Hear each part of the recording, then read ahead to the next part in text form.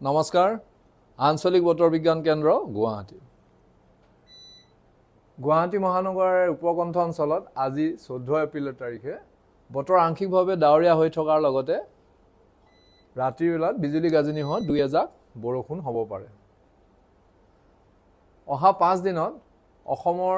প্ৰায়বিলাক জিলাৰে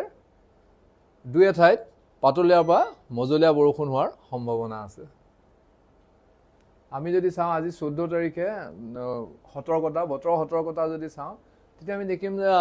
ধুবুৰী আৰু দক্ষিণ হালমৰা জিলাৰ দুই এঠাইত ঘণ্টাত 40 বা 50 কিলোমিটাৰ গতিবেগত বতাহ বলাৰ লগতে উজনি অসমৰ ডিব্ৰুগড়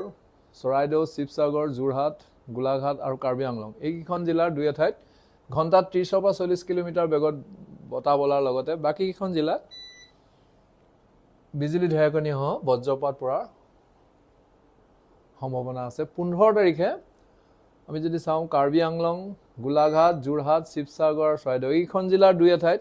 ঘণ্টাত 50 বা 60 কিলোমিটাৰ গতিবেগত বতাহ বলাৰ সম্ভাৱনা আছে লগতে মৰিগাঁও নগাঁও জিলাত ঘণ্টাত 40 বা 50 কিলোমিটাৰ গতিবেগত বতাহ বলাৰ লগতে ধুবুৰী গোৱালপাৰা আৰু দক্ষিণ হালমৰা দুই এঠাইত ঘণ্টাত 30 বা 40 কিলোমিটাৰ বেগত বতাহ বলিব আৰু লগতে যিখিনি হালধীয়া এলাৰ্ট দিয়া আছে তাৰ দুই এঠাইত বিজুলী ঢেৰেকনি সহ বজ্ৰপাত পৰিব পাৰে 16 তাৰিখেও আমি যদি চাওঁ বঙাইগাঁও আৰু বৰপেটা ধুবুৰী আৰু দক্ষিণ হালমৰা এইকেইখন জিলাৰ দুই এঠাইত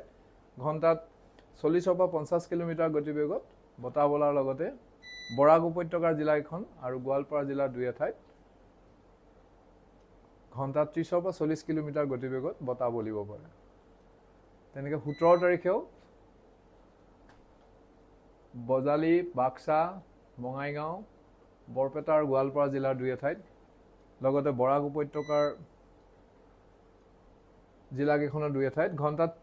30 বা 40 কিলোমিটাৰ গতিবেগত বতাহ বলাৰ লগতে কুকুৰাঝাৰ ধুবুৰী আৰু দক্ষিণ হালমৰাত ঘণ্টাত 40 বা 50 কিলোমিটাৰ গতিবেগত বতাহ বলিব পাৰে উজনি অসমৰ জিলাকেইখনত এই সময়ত